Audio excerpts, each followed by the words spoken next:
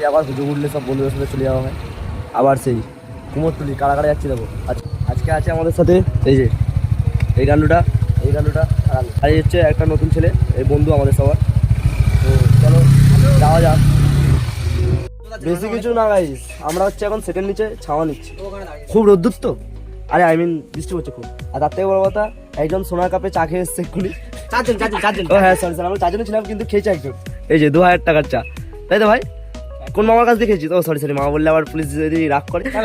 এখন বলে যাবে না, এখন বলে যাবে না, ঘরে ফিরে বলবো। ভালো মামা ভালো মামা ভাই 10,000 টাকা বলেছিল, তারপর সেখান থেকে 2000 টাকা এসছে। আর কি বা করা যাবে।